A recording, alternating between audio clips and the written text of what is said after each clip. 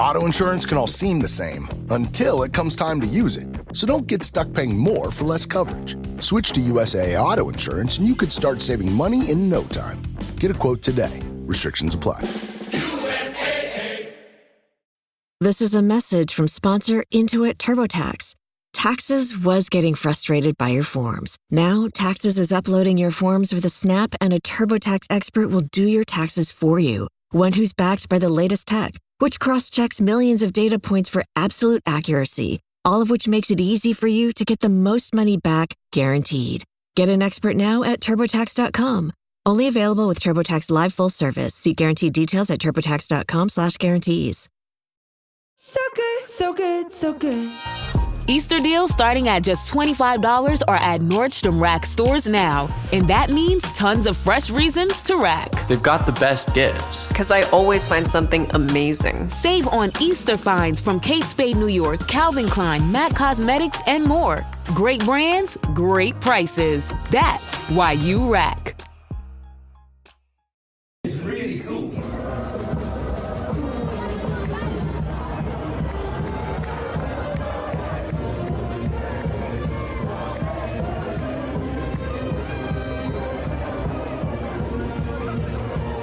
Bonjour, hello, and welcome to the Rosbiff Rugby Podcast, your one-stop shop for all things French rugby. The top 14 Pro de Nationale, Champions and Challenge Cups. At this time of year, of course, the Six Nations and Les Bleus fortunes, but most importantly, the towns, restaurants, cities, bars, food, people, fans, brass bands, music. Rob, what else have I missed that make French rugby so brilliant?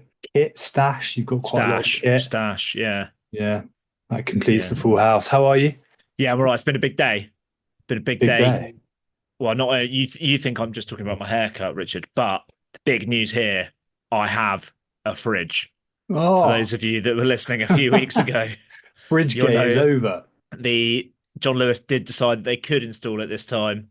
I have a fridge. It hasn't been turned on yet, so I'm still using the walk-in environmentally friendly balcony, but I'll whack it on. You meant to leave it for a few hours because liquid knocking around. I quite fancy not blowing up my kitchen, so but I will turn it on overnight. So tomorrow, as of tomorrow, I'll be hopefully an owner of a fully functioning kitchen. A fridge full man.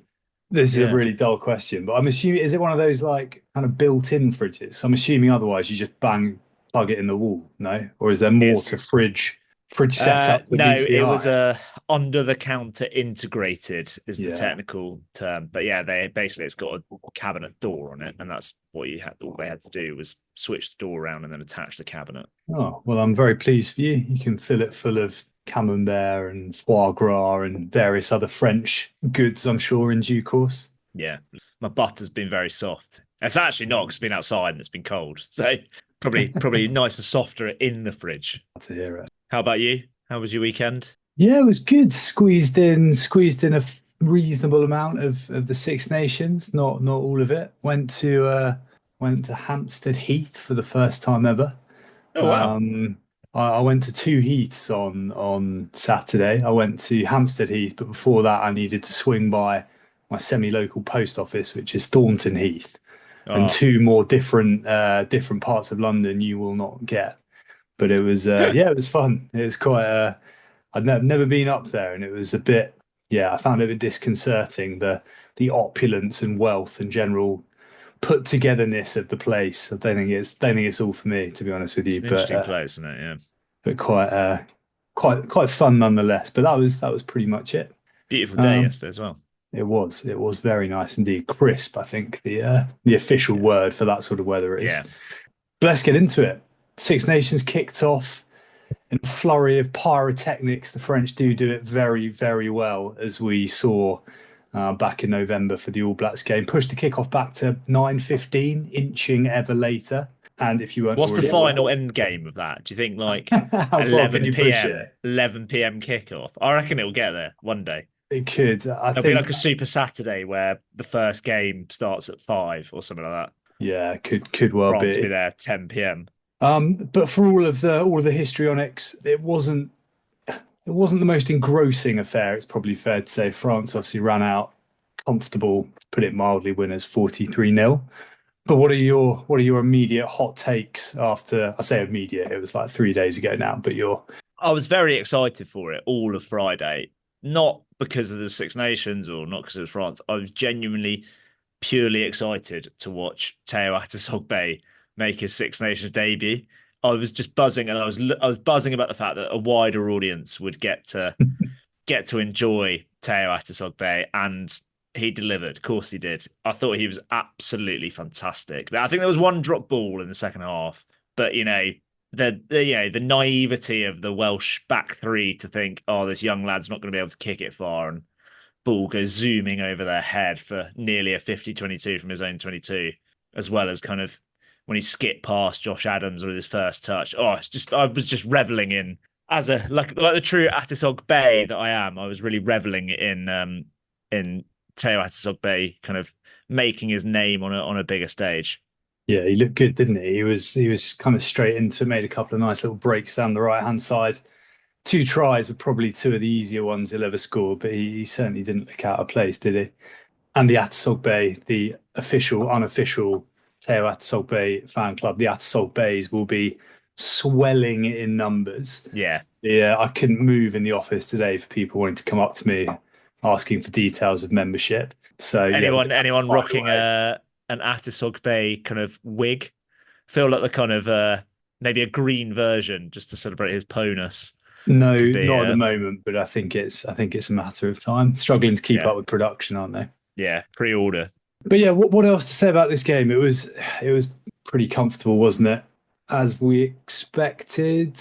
Any standouts bar your man Teo and and I guess the obvious inevitable 2 minutes on Mr. Antoine Dupont? Yeah, I mean Tony D there was a really ropey kick early on.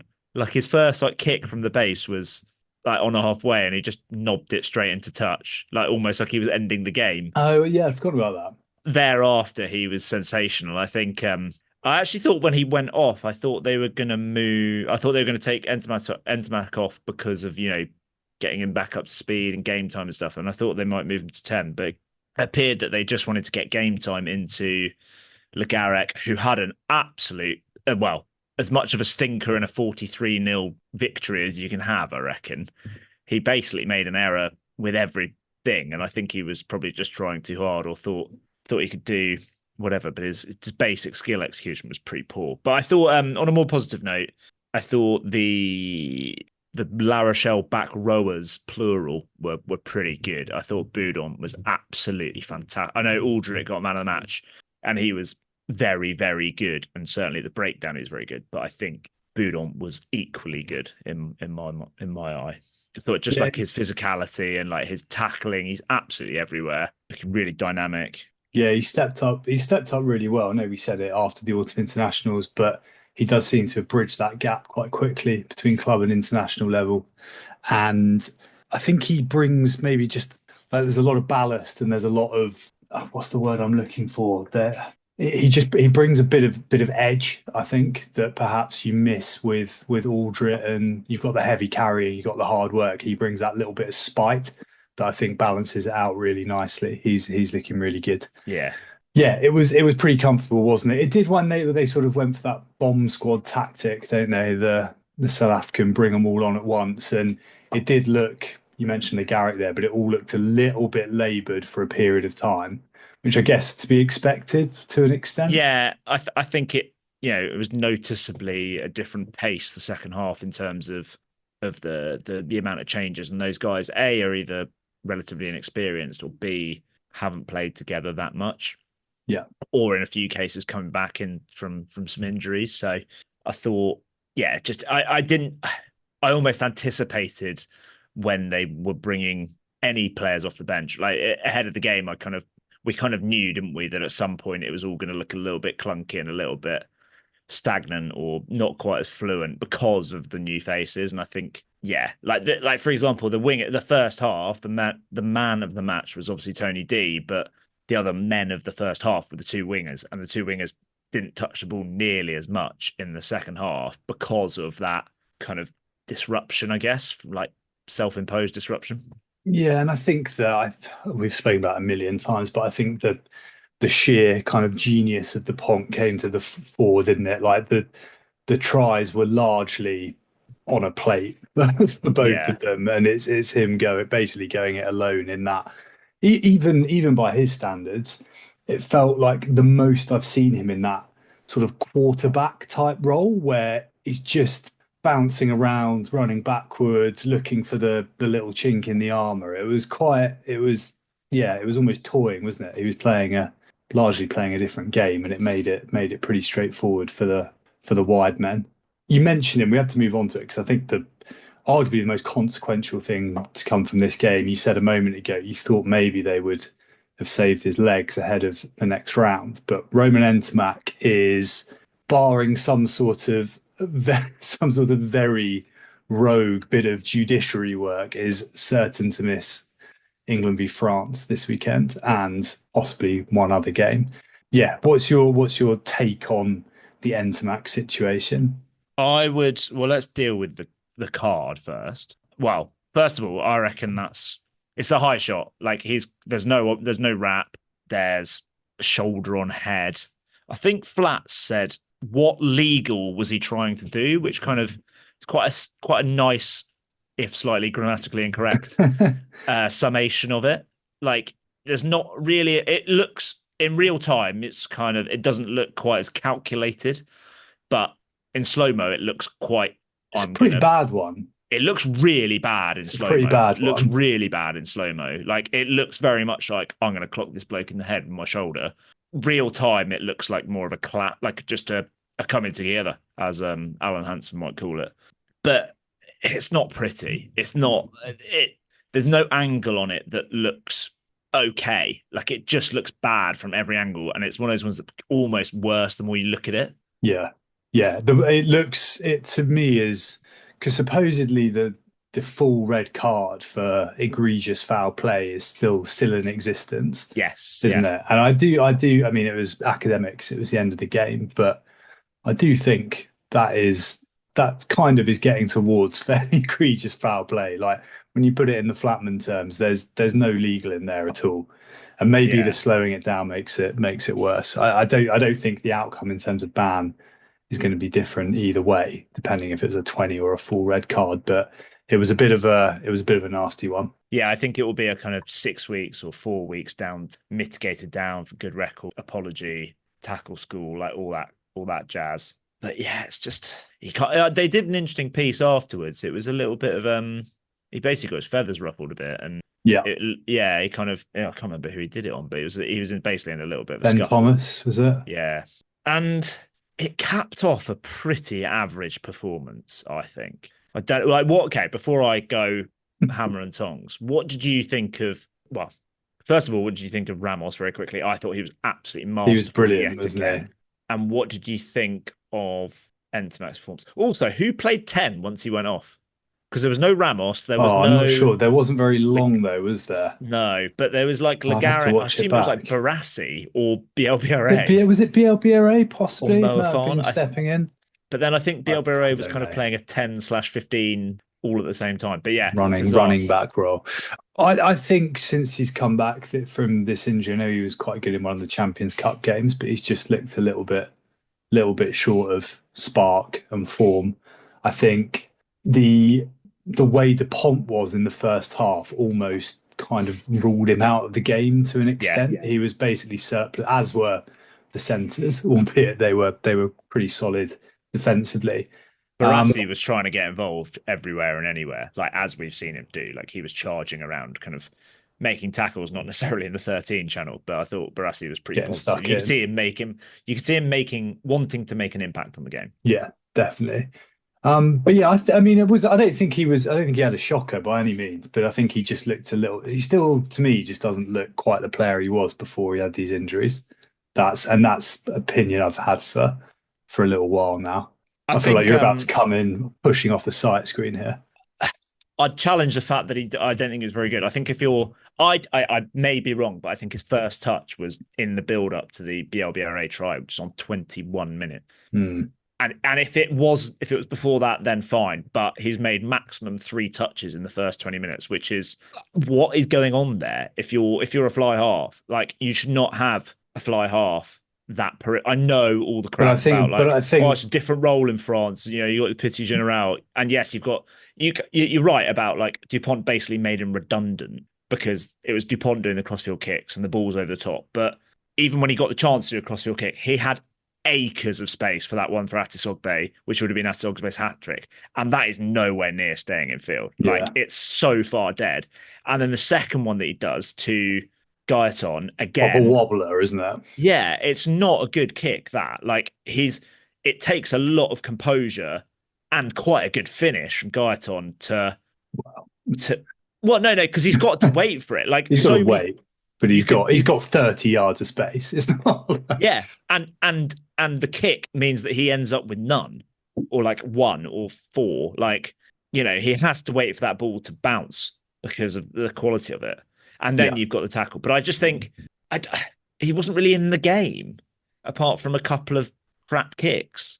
Yeah, but did he need like the other side? But Ramos was in the game. Ramos was in the game. He was in parts. He wasn't absolutely everywhere. I think I get where you're coming from. I think that to say he was, you know, almost. I mean, he was made slightly redundant, but to say he was, you know, absolutely not involved at all, I think is a little bit harsh in a game that like he didn't. I don't think he did quite as much wrong as you're putting on him. He didn't do masses right, but you can't do much wrong if you're not doing anything. Yeah, but I think you could say that for a lot of that French backline, certainly for 50 minutes. I think where it was a bit disappointing was I would have liked to have seen him taking a bit more charge when Le Garrec came on. And I think it feels to me like Le Garrec, as you said, looked like he was trying a bit too hard. Some of his execution was quite poor. And you'd want an experienced, I know he's young, but an experienced fly half like Ntamack to maybe take a bit more of the game by the bollocks when it sort of drifted a bit then. But I don't think he was shocking. No, he wasn't. He's probably a 5 or 6 out of 10 though. And I'd give Ben Thomas like a 5 out of 10 because he was. He's only played fly half twice in his life. Yeah, well, he's more positive, but like some of his kicking, like some of those chip kicks just didn't work. But he was like trying to make an impact on the game. But my thing with Ntamack is, so you said there he's not the player he was before the injuries. What player was he before the injuries? Because to my mind, he is a player of great moments rather than a great player. He has not had the game like a fly half should, where you are basically the one man. And I know there's a mitigating factor that he has the best player of his generation playing alongside him, who is that man more often than not. But when was Ntamack's like modus operandi? Is that the right word? Is that the right? Have I used the right Latin term there? Isn't that like purpose? Yeah, modus operandi. When was his magnum opus? That's the one. Yeah, you know, like you've got the Ford versus Argentina, or you've got Finn Russell in the draw at Twickenham, or you've got Pollard in like a World Cup final, or a World Cup semi-final, or Bowden Barrett down the years has had some absolutely unbelievable games at 10. Johnny Sexton, like think of the games that he's had at 10. When was Ntamack's version of that? Why has he got so much hype? Why do people say... I heard someone last week in the build-up say that they've got the best fly half in the world coming back into their side. Like, where is he getting this reputation from? Well, I think other than the fact his dad was really good and he seems like a cool bloke. And like Romain Ntamack is basic. Like he did that really cool thing against the All Blacks on his own try line. Cool. Exuberance of youth stuff. Great. He did score a match-winning try against La Rochelle in top 14 final, and possibly twice in the last minute. Did he do it twice, or did he do it once? But like, when was his? He had a pretty good game against when he was kicking, and I actually think he's quite good. Like, he's very natural talent. He obviously looks very good. Like, he's very natural. The way he strikes a ball is lovely, but it's not. You know, I don't know. Like, there's loads of players that strike a ball lovely. I get it. I mean, he was France's 10 when they won the Grand Slam. He's been there. So he's really good in that Wales away game in the Grand Slam. Yeah. 10 in 2 Champions Cup finals. Toulouse's 10 in 2 winning Champions Cup finals. Like, I think I saw the stat before this game. Him and Dupont had started 16 times together in France in a French game, and they'd only lost one of those games. I maybe Yeah, but like agree Butch, on the Butch moments James was thing. a World Cup winning fly half. Like Furi de Pree was inside and doing everything. He's only 25. Like you've highlighted two of those big games you've highlighted there. One was against a shit Argentina and one was a draw. Like I think it's difficult to like put maybe we haven't seen the best of him in an international in that kind of, that one that sticks in the memory. But there is something clearly that Ugo Mola at Toulouse, like as soon as he's fit, he comes straight in at 10. As soon as he's fit with Gautier, like I think both of us are, like we're massive Jalibert fans, and it frustrates me that when you've got a guy who's been out of form and who's been injured and maybe hasn't had that game for a while, that they can find a way to make it work in a way that they seem to not be able to do with a talent like Jalibert, and that I do find frustrating.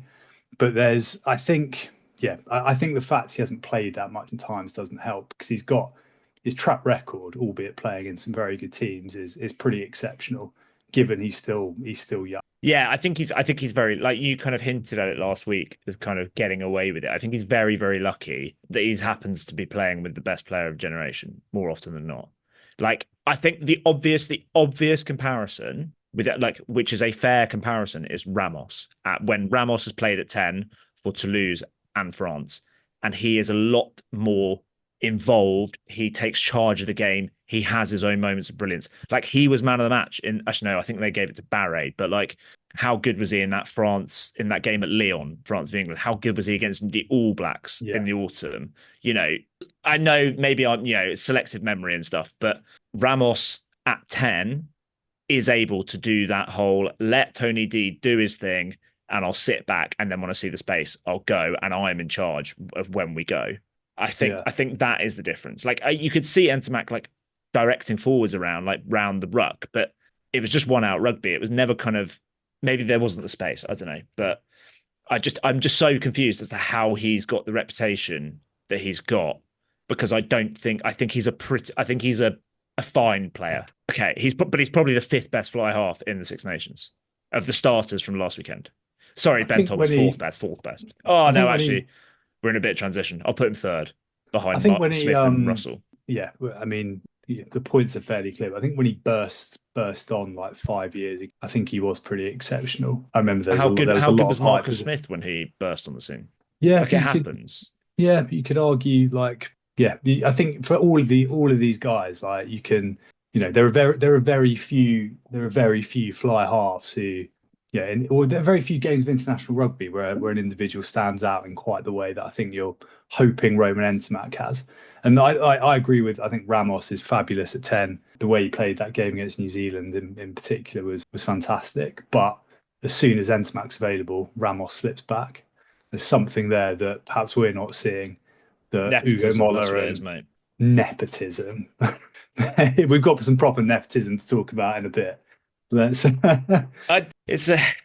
find it odd that he's got this reputation that he has seemed to have got, and I guess I'm coming from a point of slight bitterness, because I think Ramos, I'm bitter about how good his lid is, which is fantastic. I just think Ramos still kind of goes under the radar for how good a player he is. Yeah.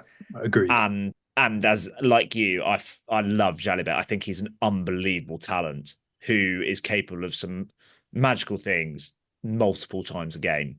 And for whatever reason, I think had Jalibert come through the Toulouse Academy and Ntamack being at UBB, we could have been looking at, Jalibert made his debut, I'd be slightly older, but he made his debut like 2018 or something. It's way earlier than you realise, because he was that special talent. So I think it's just it's that kind of, I imagine, I'm coming at it probably from the similar sort of perspective that Ulster and Munster fans go at an Ireland team because they've just got loads of Leinster players. It feels like that sort of vibe of like, oh, he's just in there because he's a Toulouse player sort of thing. Yeah. Either way, it takes us on to next weekend, and I will be absolutely amazed if Mathieu Jalibert is even in the match day 23, which is extra, because there are a lot of looking online, people are like, oh, France, that they're going to be weaker off. And I was like, no way. They are not going to be weaker for not having him. And then everyone's obviously clamouring for Jalibert because everyone assumes Jalibert is. I will be amazed if Jalibert is in the squad. I think they'll go Ramos, you'd assume, which Yeah. will mean, is Peno back fit? He's in the squad, is he? Peno is still in the squad. So if So he's you would fit, you assume then that you go Biere at fullback, yeah, I think. yeah, I imagine so. Do you think there is, so then you have Atasogbe, Peno, Bielbiere. If that isn't doable, do you think that opens the door? I'm I, with you. I still think they'll go Ramos regardless, which I think then they so you've are got- more likely, like they did in the autumn against Argentina, albeit they still had Barre then. I reckon they will be more inclined to go Villiers on one wing and then move Bielbiere to fullback, yeah, or Gaetan, yeah, yeah, I and can then see put that. Bielbiere at 15. I just think, I just think there's not. I just can't see him picking anyone other than Ramos at 10. That's the thing. Yeah, I agree. I do wonder if they might go with the Jalabert might come on to like a 5-3 bench rather than a 6-2. Do you think they will go 5-3 though? Because that's the other Well, selection debate. I don't know, but I think there's a good reason to do so. I know Dupont can play 10 and is exceptional, but I think assuming it's a tighter game, do you want to move your trump card out to 10 if Ramos goes down early? I don't know. I wonder if it opens it up, particularly given it depends a bit on personnel as well, but I know it's a completely ridiculous comparison because they're totally different positions, but does a 6-2 bench with Oradu look better than a 5-3 bench with Jalabert? Yeah. For me, don't get me wrong. that's kind of how I'd look at it in a game you've got to win away from home. I don't get me wrong. If I was Fabien Galtier, I would be going Jalabert at 10, Ramos at fullback, and I'd be going. And I probably would then go 6-2, but with a very different 6. Yeah, and I'm just going with what I think he will do. I don't know if you could put money on who's going to start for half of France. I'm sure someone will find you a market for it. I won money on this game. Did you? Yeah, I didn't really have £1. you down as a rugby betting man, Rob. Well, now that we've started sticking our neck on the line on a few things, I had a look at the odds because obviously we looked last week and Wales were 66-1 to win. No, France was 60. Yeah, whatever. It was outrageous odds, and I was going to see if it was still the same. And then I looked at on Sky Bet because the Six Nations is obviously a time that people come to rugby as casual fans. So there was obviously these weird requester bets, and I saw one that was both Atisogbe and Bielbiere will score 2 tries this game for 16-1, which I thought that was pretty good. So I put £1 on, got myself 17 quid. Oh, very good. Yeah. Glad to hear it. Yeah, back to the more serious topic. You mentioned, what will the bench look like? I don't think there'll be any other team. There won't be any other changes to starting lineup. Flamont's not there, is he? I don't think so. No. Yeah, I don't know how much change you're going to see. I wonder if they might go. I thought Guillard was good the other day. I wonder if they might go him into the second row. Rumat looked pretty rusty. He's not played much. He's not played much, and he's never started at lock. I don't think so. But it wasn't forgive him slightly. At lock that he was bad. He was bad at the stuff you do. Generally rusty. Yeah, I don't know if they might. They may well keep it the same. Maybe a Brennan comes in on the bench. Tavita Tafu into the squad. He's in the squad. But I don't think he'll, if he hasn't played much, I don't think he'll usurp Colom on the bench. So I don't know. It could be pretty similar. Yeah, I think you could go 5-3 and you could get maybe it depends on the fitness of Peno, but if Gaetan ends up on the wing, then you might see Frisch on the bench. Halangahu. So a load of the Toulon players, basically because they had the game on the Sunday night the previous week, they were obviously never going to play in a Friday. And with the ones that were released back to clubs like Villiers, Halangahu, Dreyan, they were obviously never going to play on the Friday evening because that would be a 5-day turnaround. I wonder if Halangahu will come into it over Oradu. Yeah, a bit more balanced. I thought Jagu was all right. He got booed when he came on, which is interesting. More boos than Oradu, although Oradu was kind of covered up a bit. Czech Tiberian is also in the squad, which could be a really interesting. We've seen that he's not afraid of bringing in a 15. Yeah. Unlucky on that. I do feel for poor Roman Buros. You'd think he'd be getting a crack here again, wouldn't he? He's had horrible luck with injury. I saw some stuff about French fans being slightly worried about the high ball because of Freddie Stewart, basically. And I think we saw against Ireland that's a pretty trump card for England. It was a completely different game after he went off. Do you see France winning? Yeah, I do. Yeah. Head says yes, heart says England might sneak it. I think England are due to get over the line, you'd think, but I've been saying that for about 12 months. That's my thing. I think England have got to get even this shambolic side that we've seen for last 4 years now. They've got a game in them. They've always had that, like we saw it against Ireland last year. And I wonder if this is their. It's a lot of pressure on this game for England. Yeah, but I wonder if this is their version of that, because they were actually quite good for decent chunks, weren't they? They were dreadful. Yeah. I think this sounds obvious, but I think if France are serious about winning competitions, they haven't won anything for ages.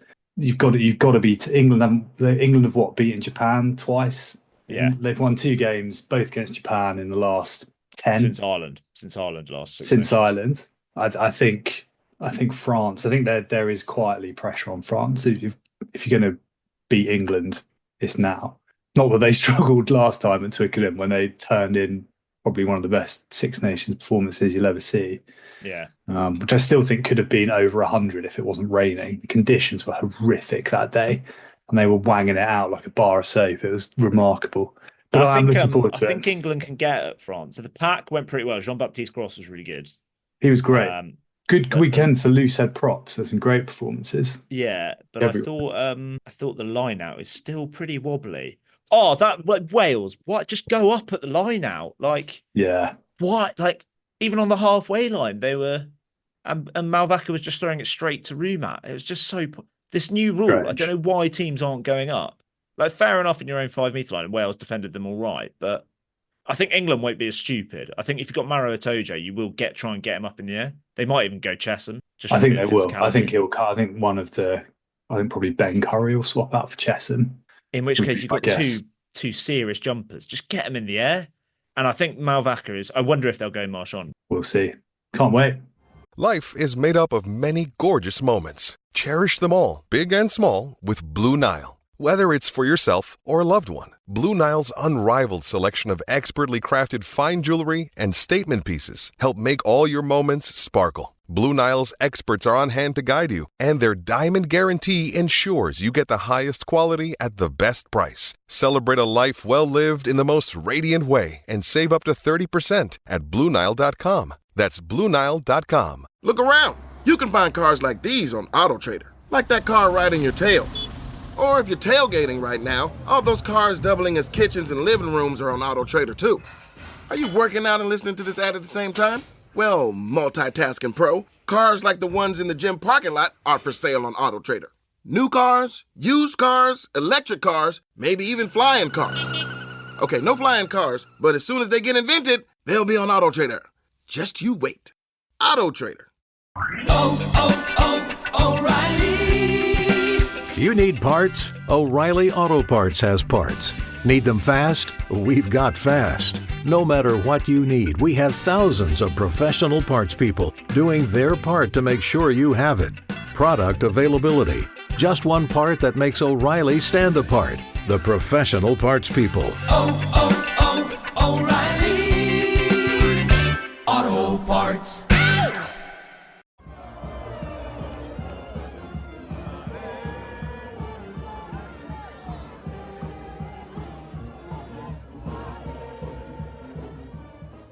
Right then, any final thoughts ahead of what is set to be a fabulous game and another fabulous weekend of Six Nations, Rob?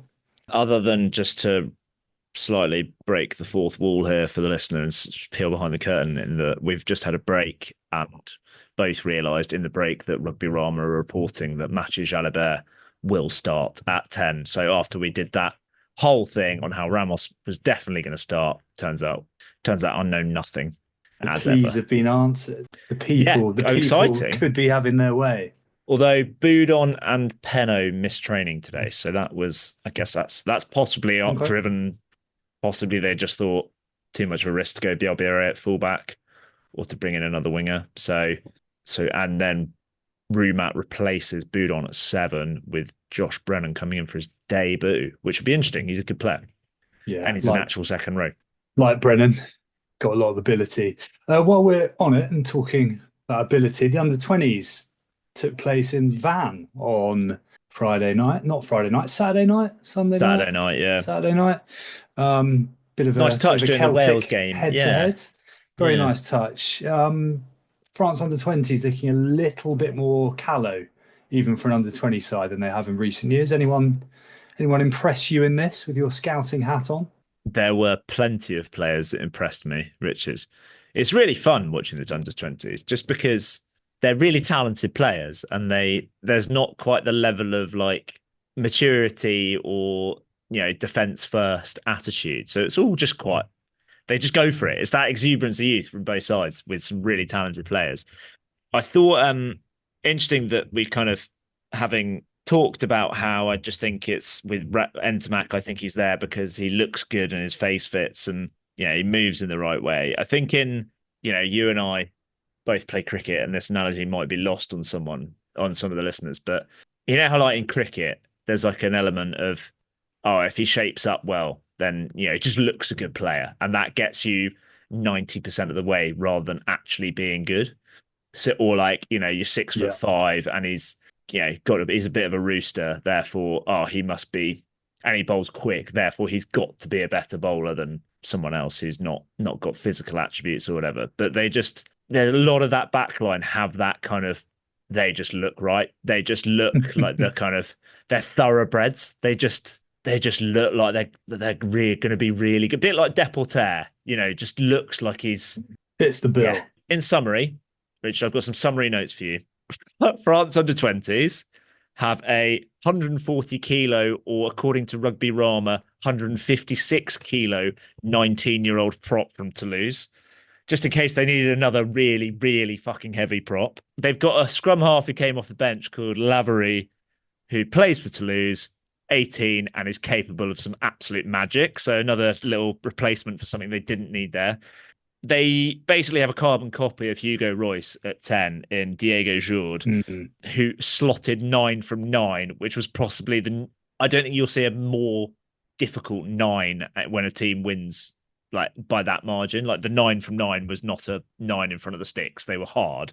And just in case they were lacking in thoroughbred Rolls Royce outside centres, they've not quite got enough there with Gaetan, Deporter, Cost. They've got about 3 in this squad who are capable of that. So Braubery, who's played a bit last year, he's played for Poe this year, looks like a brilliant defender. The guy grabbing all the headlines, it was man of the match, grabbing all the headlines partly because he's played a bit of top 14, partly because it was his home patch, was Robin Tacola, who's played quite a lot of games for Van last year in Pro de Deux, was really good.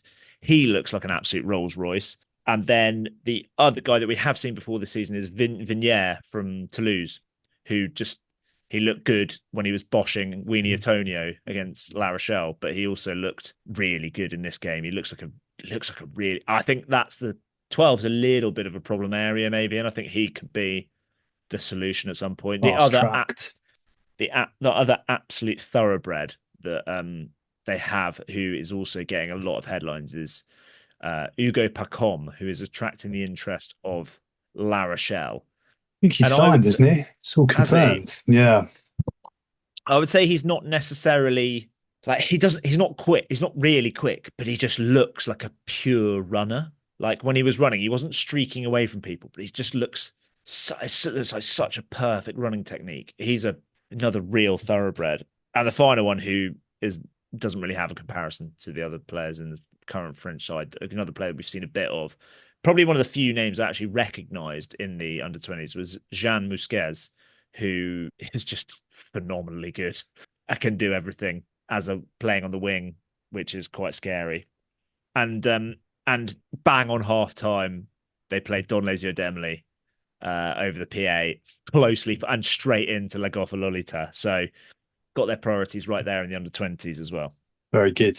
Should be a cracker against England this weekend. England to bit of French club representation in Junior Kapoku, who won't be playing after he successfully executed one of the highest of high tackles you will ever see from a man who's about 6'7", could not have been stood much taller. He almost went over the guy's head. Such was his uprightness within the tackle, which was quite something. But that should be a belter. Did you watch any of this game? The England one? No, the France one. I watched a fair bit of the first half, which I thought was really entertaining. I thought Wales were a pretty fair game as well, given I think their well, they're all inexperienced, but particularly inexperienced. And They've then got it quite a just few players who played URC, so fell away a little bit, didn't it? Did anyone stand out for you other than the whole I back like the line I just hooker, named? Liam McCrabb. Yes, yeah, he was good. great, and he's been playing a bit for Montpellier in the Challenge Cup as well. Yeah, just in case they need another, they need another all-action wide, hooker. Yeah, wide all-action hooker. Yeah, he was great. I enjoyed watching him. He got a couple of tries, I think, didn't he? Yeah, I think England will be favourites for that though. As good as Akrab was, and Corentin Mezu, who played a bit last year, who was an absolutely 6'8", I think, absolute giant in the second row, the captain. The pack looks good. I think it's quite a young pack, and I think they look like positions they should be in, if that makes sense. I feel like the last year there was some that, there was props that looked a bit too in shape and stuff like that. I think they now look like a more traditional French pack, but I think England are going to have I think they're just going to have way too much up front. As good as the back line is both in attack and defence for that France under-20s, I think, especially if Pollock's playing, if you're a new listener, I said weeks ago that he's my Lions bolter.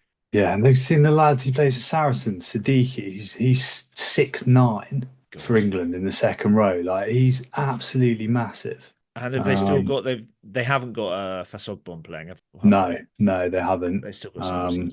Yeah, the back row with Kane James, who's Welsh, plays for Exeter. Or I don't know if he's made his debut for Exeter yet, but it'll be good. Be a good watch. I'm genuinely excited for that. That's Friday evening. I think that'll be a really, if you're at loose end on Friday evening, that will be a really, really good game, I think. That'll be on iPlayer, won't it? BBC iPlayer? Yeah, Red Button, Red or Button, or Retro. Or online. Alrighty. Shall we park Six Nations under 20s there, come back and round off everything else that's been happening? Yes.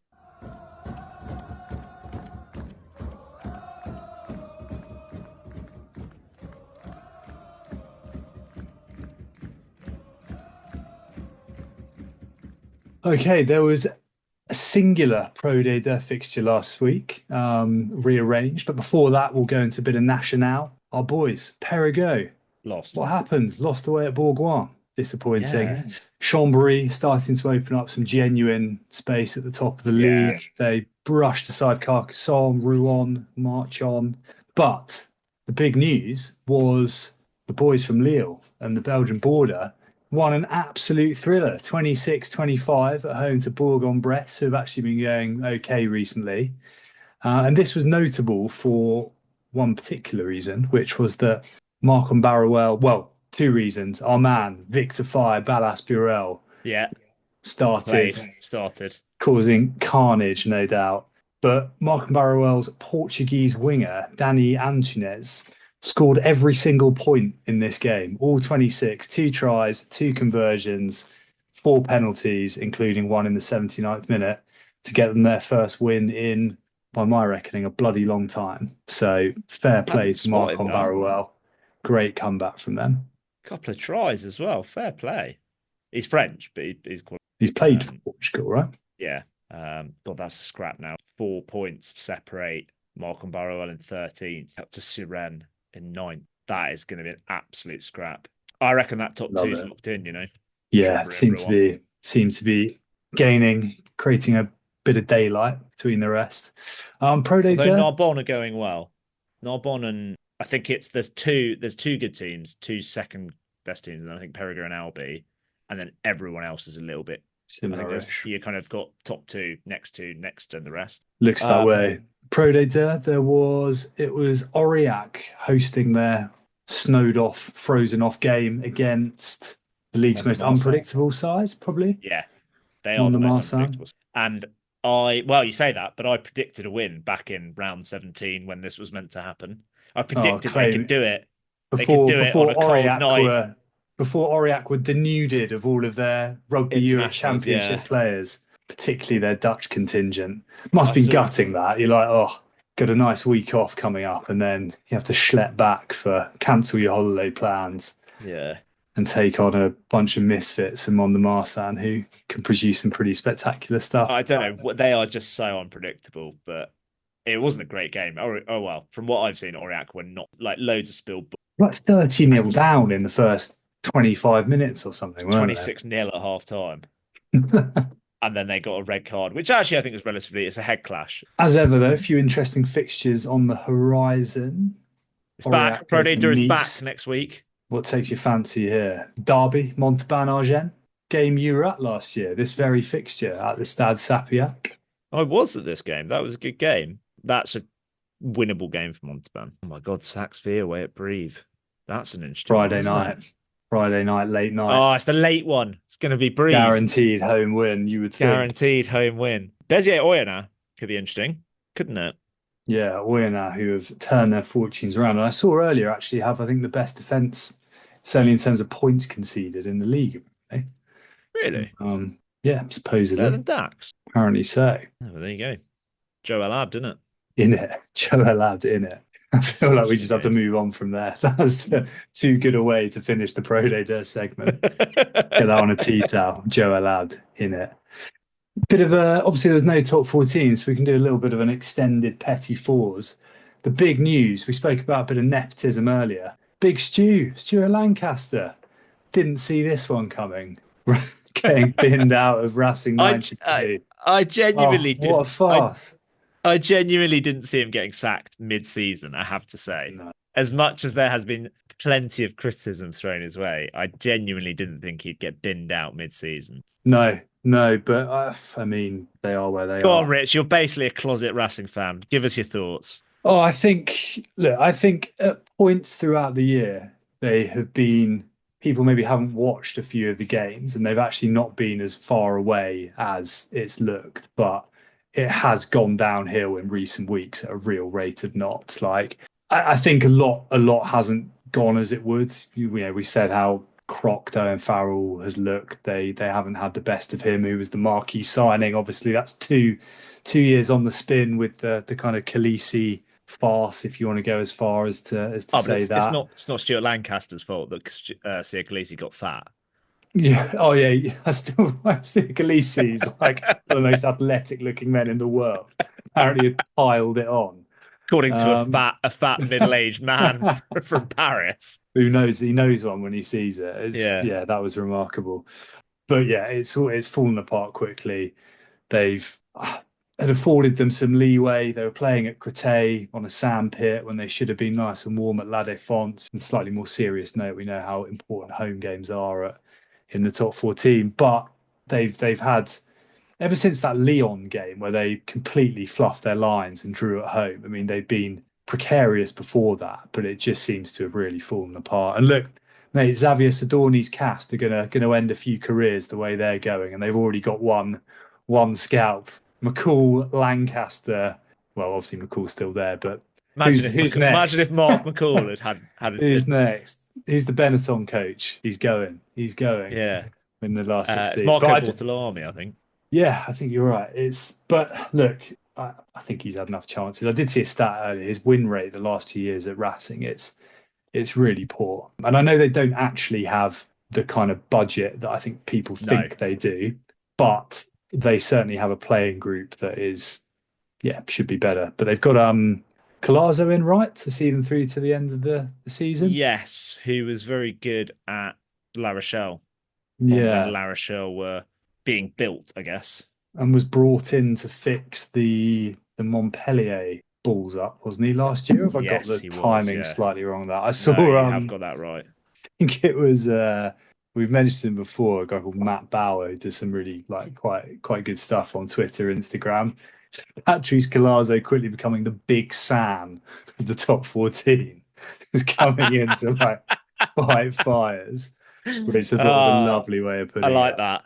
I can tell you, Racing, according to Rugby Roma, and I saw some debate about how much of this goes on players for some people, because Cast, I think, are 12th, but apparently of that 25 million, a bigger proportion goes on play. I don't know. Yeah.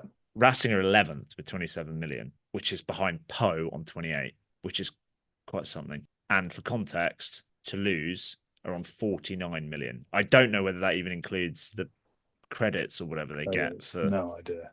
Stade Francais are 45. Yeah. I did see that Stade Francais are very close to salary cap, or going over. Yeah, and it was the three players rumoured to be highest. It was Makalu, Carbonell and Weber? No, it wasn't Weber. It was oh god, Was it Tapway in the Mail? background? No, I don't think it was. But I think you make a good point about the budget at Racing, because I think that is a bit of a misnomer. I think what they've ended up with, though, is they've ended up with quite a shallow squad. Yeah. They've got, because they are clearly spending some cash on Farrell, you'd imagine quite a bit on Tuasova. You'd imagine to get him to Racing in the first place at the peak that he was, Cameron Waukee. I think they've ended up with a situation where a couple of injuries and they're a bit stuffed. Like the fact that, God bless him, but Dan Lancaster has played so much is because they don't actually have that much depth. You know, it was either him or a 35-year-old who is definitely starting to show his age a little bit in Henry Chavancy. So I think you're right. It's not as much as it's the glitz and the glam. You know, this season has not been the glitz and the glam because they're out Crete, which I think they could have turned to their advantage, but they clearly didn't. I'm surprised they binned him mid-season, but I think as much as there are extenuating circumstances of Crete, the budget isn't that big. Your big name player hasn't played that much, and when he has played, looks crocked in Faz. But I just think generally you bring in Stuart Lancaster, you expect a good culture, you expect good coaching, you expect a bit of structure and game plan, and I don't think they've got any of. I don't think they don't seem to have got a good culture. Otherwise, you wouldn't have had the thing with Shat and Tarrant. That sort of thing probably wouldn't happen. Like, as well as some off-field stuff for some of the others. It doesn't seem to be like a togetherness there, does it? Like, it doesn't look like there's, and they don't look like they're playing for each other. It's kind of the only passion you see is Waukee just getting annoyed because he's like should be playing better himself, or he's playing well and still not getting the right results. Like, you know, those bluntly have looked really poorly coached, haven't they? At points, yeah, exactly. Not in every single game, but at points it's looked really pretty abject, and it hasn't got better. Yeah, the caveat on the no structure thing is I think you brought in a fly half who was hopefully going to help give some structure and direction, some shape and stuff like that. And he's been largely unavailable. But it just looks very, what's the word? It just looks very kind of ad hoc, doesn't it? All of it, like the selection is all. Yeah. As much as there's been extenuating circumstances, I think it's strange that I string. It is strange, but I think even from where they are, they're probably in a bit of decline from where they were 2 months ago, which is yeah, we'll see. Who knows? I was saying a couple of weeks ago they could be a good outset, I bet, for the barrage with their fixtures, and then got totally dusted by Cast. So who knows? Maybe we'll see a reaction. We might see a few guys stepping up, but we will see. It's a bit of a sorry state of affairs. The redemption arc for Dan Lancaster is still there. He's still lifting on. The Bouclier de Brenners. The Brennies. Oh, I can't wait. On better Parisian and they're out the Champions Cup and the Challenge Cup. Petit-Fours type news. So apparently Brad Webber's getting engaged. Yeah, literally just saw that. Guy that I know you've been very impressed with this year. I don't have much. The only other thing I've got is I was going to use the word scandal, but that probably puts into light the shenanigans going on at a nightclub in Anglet. Yeah. Close proximity to Biarritz, involving what sounds like, allegedly, I must say, Masavesi Dakawanga ending up in the clink because he's been involved in something that's ended up with his teammate in hospital, which is not ideal. Yeah, that's they've just wheels have come off there. It was so positive early on. I don't know what's happened, but that's never a good sign, is it? No, it's quite extreme. If the report to be believed as to what happened there, it's pretty unsavoury stuff. Although the rugby statistician who does some brilliant ex-post, Russ Petty, did immediately respond with the report with massive attack, which I enjoyed greatly, which I thought was very, very good. Oh, wow. I don't have much in the way of Petit-Fours. A player we mentioned very briefly earlier, a player who tore up the under-20s and looked an absolute class apart at the World Cup, even in that talented France team. Hugo Royce, I think today it's being confirmed he's off to Montpellier at the end of the season, which is, I mean, having seen Diego Jourde at the weekend, I can see that they might be willing to get rid of one young fly half because they've basically got an equally good player in behind. But I think that's extraordinary that they're getting rid of a guy that has shown so much promise and that they actually seemed like they wanted to turn into their first choice last year. I think that's really odd that they've binned off. Well, not binned him off, but not renewed his contract. Yeah, I could be wrong. I thought there was a little rumor with this that he was going to Montpellier like immediately. I think, yeah, that might be true. That might be true. Interesting. I don't know. In which case, because Hogg's been playing there, hasn't he, at 10 thus far? And playing well, though. Yeah. Yeah, it's an interesting move. As you say, someone who a lot of clubs would be clamouring to keep hold of. And Montpellier do need 10, as good as Hogg has been. Yeah, 100%. Yeah, looking to build something a little bit more long-term, perhaps, than it's working at the moment, but it's tended to be a bit sticky tape, isn't it? Some of the signings there. So that's, interesting. The only other one, which is quite niche, is a guy called Cleopas or CJ Kundiona. He started his French, he was at the Sharks, and then things were fizzling out with the Sharks in South Africa. He's Zimbabwean. He went to Chambéry, and then he's done 3 seasons at Nevers, still quite young for a prop. And he's off to Northampton next season. Oh, cool. Just quite a cool little narrative, that. It's quite a cool story. Well, he'll be able to say he played for the most dominant team in Europe when Chambéry rise within the next 5 years. It's gonna happen. And you mentioned it. We mentioned it earlier as well in the under-20s. Ugo Pacom, apparently, which some people are very sceptical about because of Niniashvili. I don't know whether Niniashvili is going to play 15 at La Rochelle or he's going to play wing, but Pacom, you'd imagine, is going to want to play 15 and could play 15 in most other places. Yeah, quiet week because of all the other stuff going on with the Six Nations. It's so much, it does grab the headlines quite rightly, doesn't it? Oh, the one thing we'll finish it off, nice little refreshing digestif. I listened to the post-match BBC 5 Live report from the Stade de France, which Hugo Monnier was on, and he was espousing the virtues heavily, actually. He was going all in on how good a Biere Peche was.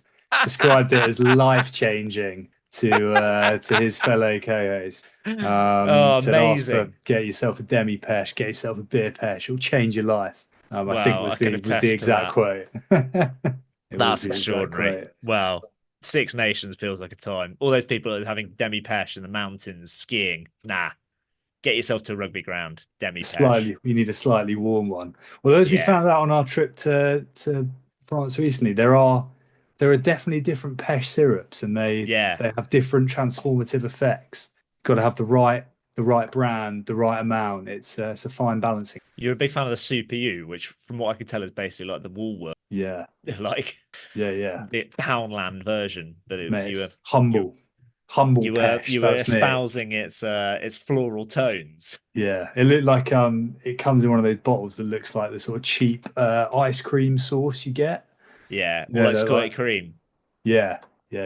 Proper, authentic. I think it's made from crushed peaches. But anyway, we'll report back next time we go to France. We'll try and provide the official Peche rankings. Wow, Grenadine, Citron, you name it, they'll whack it in. Citron was good, Carlsberg. Actually, wasn't it?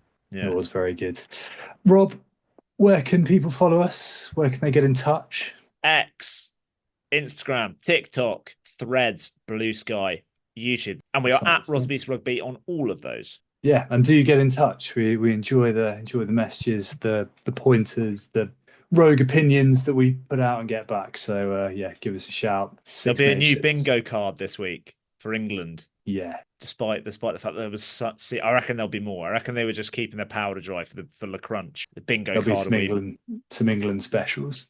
There'll be some dobbers on fire as people are marking their bingo card. Full houses everywhere.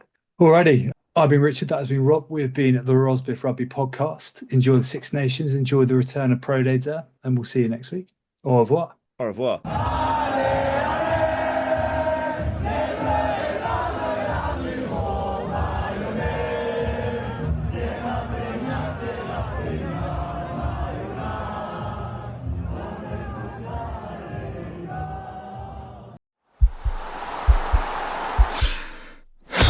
This podcast is part of the Sports Social Podcast Network.